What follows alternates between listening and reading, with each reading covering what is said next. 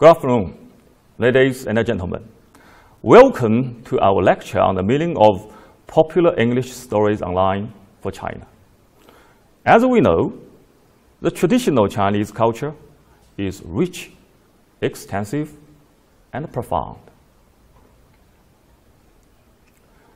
Homily, the supreme value cherished in ancient China, lies at the heart of Chinese culture. The Book of History, an ancient classic in China, for example, advocates amity among people and friendly exchanges among nations. The Chinese culture tradition values peace as the most precious. This has nurtured the broad mind of the Chinese nation. The Chinese nation is generous and tolerant, just as Mother Earth cares for all living things. She is in constant pursuit of justice, just as the eternal movement of the universe. In the 15th century, the famous Chinese navigator Zheng He led 7 maritime expeditions to the western seas and reached over 30 countries. He took with him Chinese tea, silk, and porcelain, and helped local people fight pirates as he sailed along. He was truly a messenger of love and friendship. Today, what I want to focus on is social harmony. So the major points of my lecture today cover right relationships with others, mutual respect, compassion and sympathy, trust, learning from others. Social harmony requires establishing right relationships with others. Have you heard a very popular story from internet? Learning how to be roommates. Mary was a girl who was never very neat. She said that her bouts of disorganization was simply the flip side of her unique gifts and talents. Kim, another girl, was Mary's roommate at college. She was quite different from Mary. She was extremely organized. She labeled everything, and each item she owned had its place. But Mary's drawer had become a collection spot of bits and pieces of paper, odds, and ends. Kim and Mary fed off each other. Kim got neater and Mary got messier. Kim would complain about Mary's dirty clothes. Mary would complain about Lysol headaches. Kim would nudge Mary's clothing over to one side, and Mary would lay one of her books on Kim's uncluttered desk. A dispute between them finally erupted. One October evening, Kim came into the room and had some kind of fit because she stumbled over one of Mary's shoes. Kim picked it up, tossed it toward Mary's side of the room, and managed to knock Mary's lamp onto the floor. The light bulb shattered. Mary leapt off the bed in horror and immediately started yelling about Kim's insensitivity and rudeness. Kim yelled back similar frustrations. Mary was sure they wouldn't have lasted a day or two longer in that room, probably not even a night, if it hadn't been for the phone call Kim received. When the phone rang, Kim picked it up, and Mary could tell right away it wasn't good news. She knew Kim had a boyfriend, and she could tell from Kim's end of the conversation that he was breaking up with Kim. Though Mary didn't mean for it to happen, she could feel the warm feelings of empathy rising up in her heart. After all, losing a boyfriend was something no girl should go through alone. Mary sat up in her bed. Kim wouldn't look at Mary, and when Kim hung up the phone, she quickly crawled under the covers. And Mary could hear Kim's quiet sobbing. What to do? Mary didn't want to just walk over. She was still a little angry, but she didn't want to leave Kim either. Mary got the idea. Slowly, she began to clear up her side of the room. She took back the book she had set on Kim's desk and cleaned up the socks and shirts. She swept the floor. She got so intent on her work that she didn't even notice that Kim had come out from under the covers. Kim was watching Mary's every move. Her tears dried, and her expression out of disbelief when Mary was finally done. She went and sat at the end of Kim's bed. She looked up into Kim's eyes, and Kim smiled at Mary and said, "Thanks." Kim and Mary stay roommates because they learned the key to living together. Give in, clean up, and holding on. To make social harmony, we are responsible to examine how we manage our interpersonal conflicts and differences, and how we give to others the qualities and conditions that comprise human dignity. A lesson in manners is a very popular story. I'd like to tell it to you. One morning, there was a loud knock at Dean Swift's door. The servant opened the door.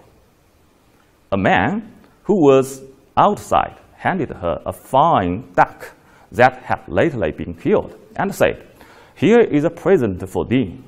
It's from Mr. Boyle." Then, without another word, he turned and walked away.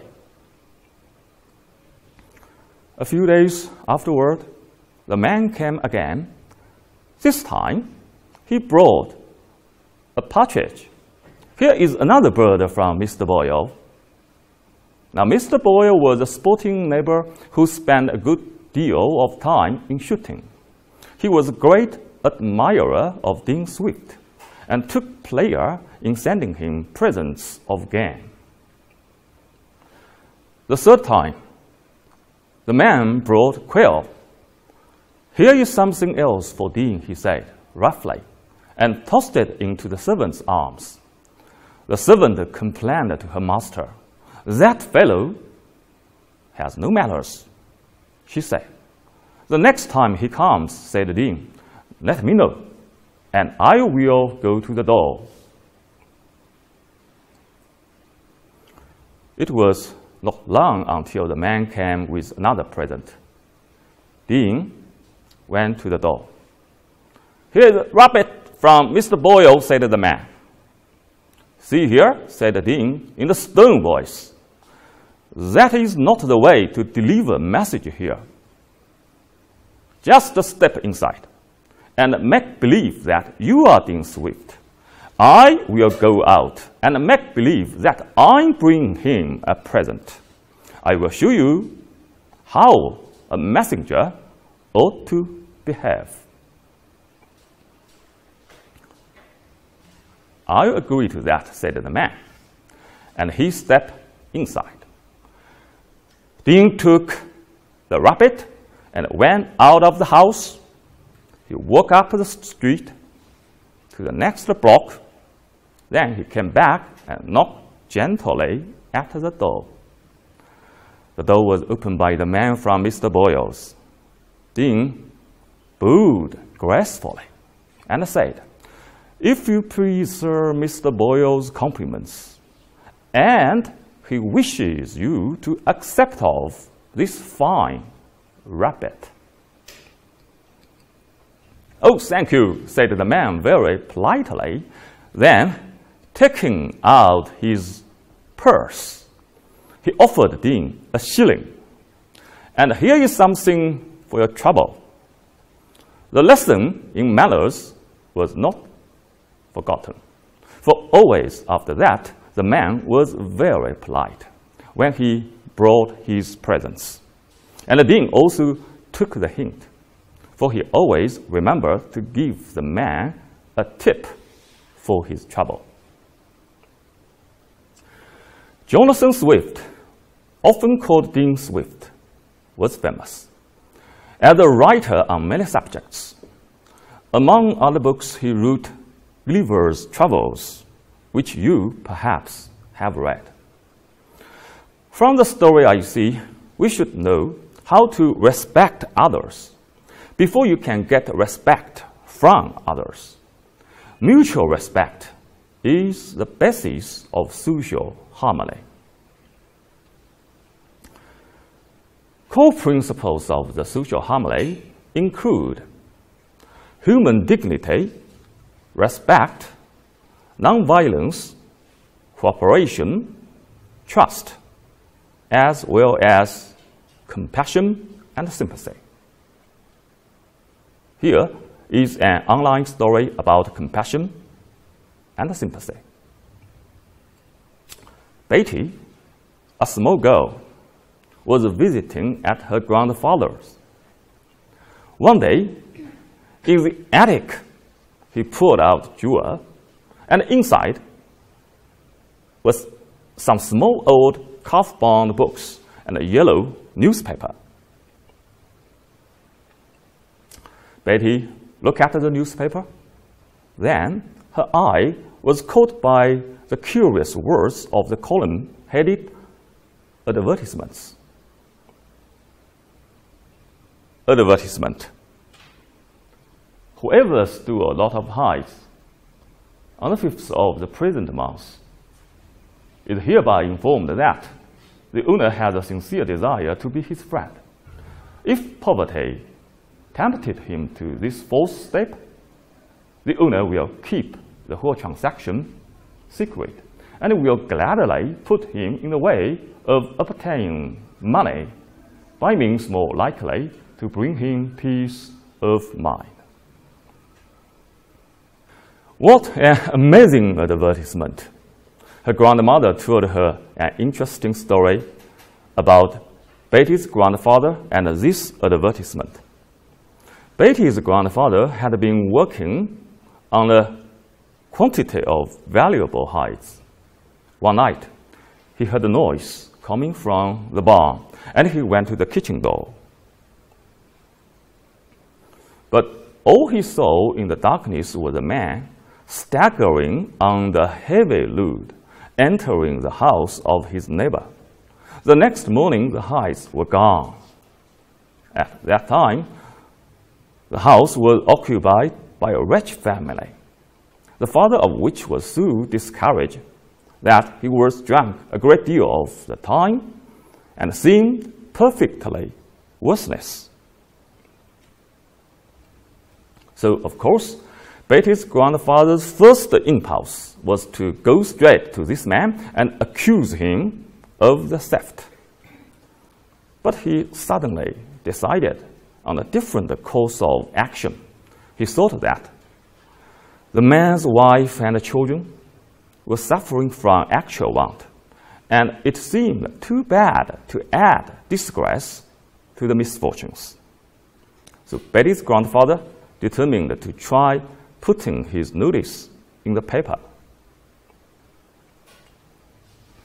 One day, after the paper was out, Betty's grandfather heard a knock at the door. Betty's grandfather opened to find his neighbor, hat pulled down over his eyes, hides upon his shoulder. For an instant, he did not speak. Then he muttered, "I brought these back."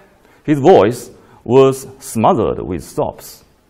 Afterwards, the man kept good and became a right-hand man of Betty's grandfather for years. Another story is more interesting. The story is Hit the Floor, which is about one of the core principles of the social harmony, trust. One day, a woman with a lot of money with her came to the elevator of the hotel. As she was about to walk into the elevator, she noticed two men already above. Both were black. One of them was big, very big, an intimidating figure. The woman froze. Her first thought was, "These two are going to rob me." Her next thought was, "Don't be a bigot. They look like perfectly nice gentlemen." But the racial stereotypes are powerful, and fear immobilized her. She stood and stared at the two men. She felt anxious, flustered, and ashamed. She hoped they didn't read her mind. With a mighty effort of will, she picked up one foot and stepped forward, and followed with the other foot, and was on the elevator. Avoiding eye contact, she turned around stiffly and faced the elevator doors as they closed. A second passed, and then another second, and then another. Her fear increased. The elevator didn't move. Panic consumed her. "My God," she thought, "I'm trapped and about to be robbed." Her heart plummeted. Perspiration poured from every pore. Then, one of them said, "Hit the floor." Instinct told her, "Do what they tell you." She threw out her arms and collapsed on the elevator carpet. More seconds passed. She heard one of them say politely, "Madam, if you just tell us what floor you are going to, we'll push the button." She lifted her head and looked up at the two men. They reached down to help her up. Confused, she struggled to her feet.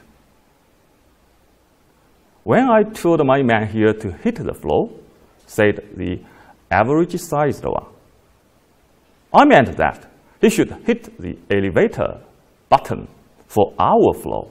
I didn't mean for you to hit the floor, madam."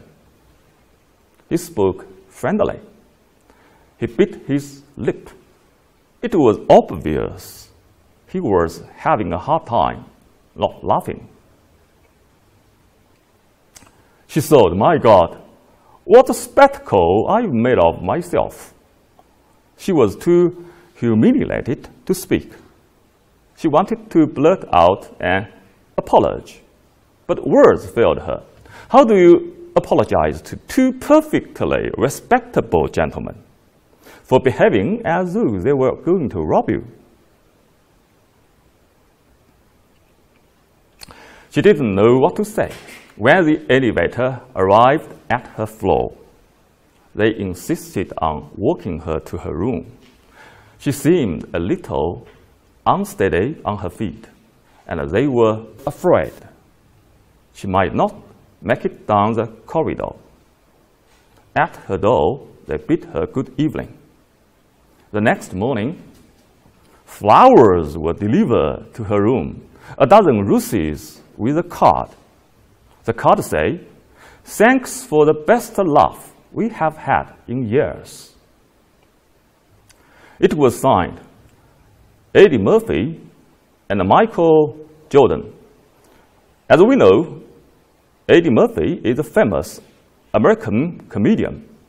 Michael Jordan is an American former professional basketball player. Both of them are black. A lack of trust is the cause of the joke. Trust is a glue that binds relationships. Below is a list of ways to maintain trust and keep a relationship alive. 1. Be direct, open, and honest in all communications with others. 2. Maintain a level of respect for others that they begin to view as your brand. 3. Admit mistakes when you make them. 4. Demonstrate appreciation and gratitude for the efforts of others. 5. Protect the privacy of others.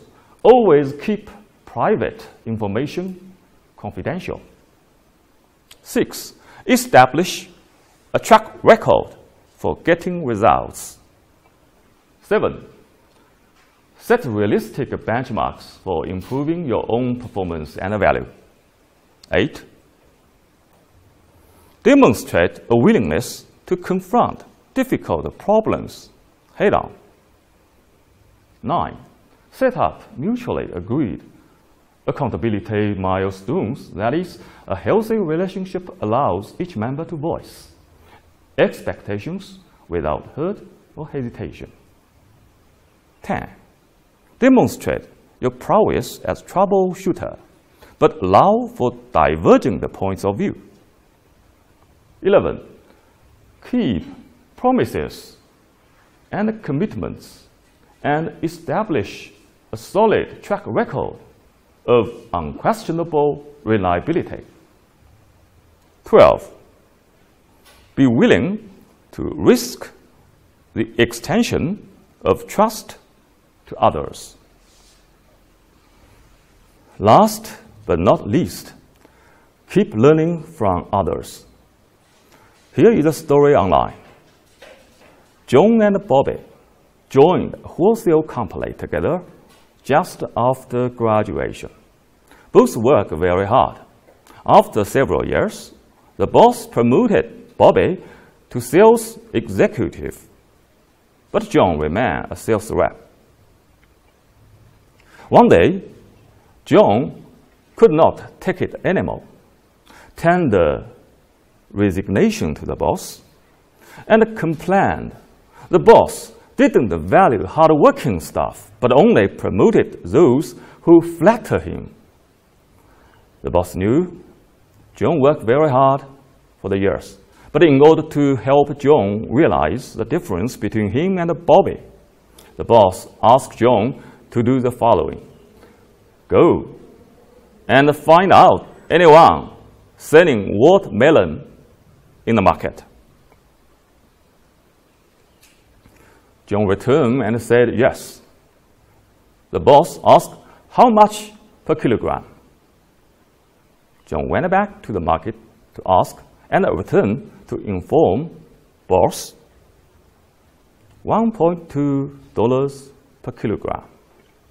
Boss told John, I will ask Bobby the same question.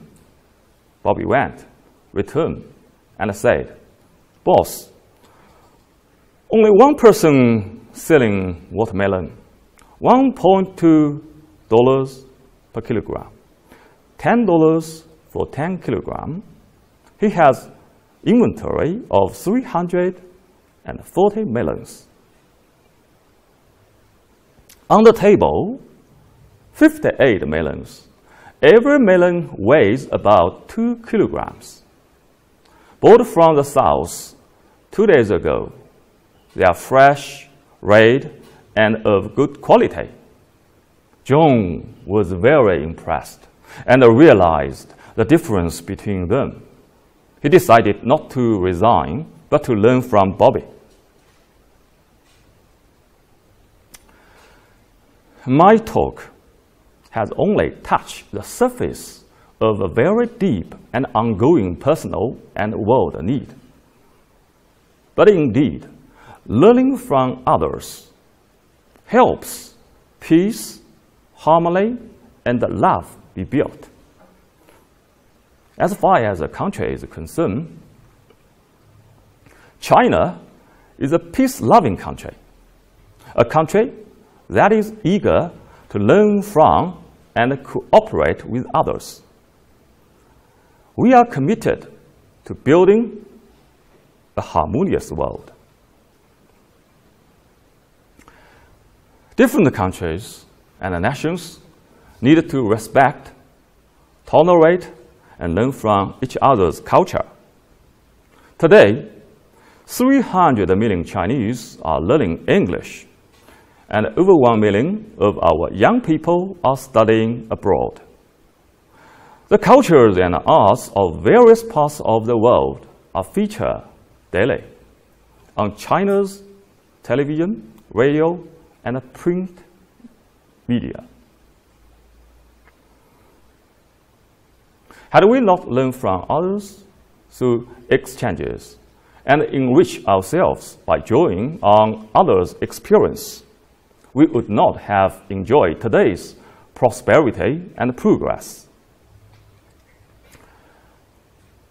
In the 21st century, economic globalization and the information network have linked us all together.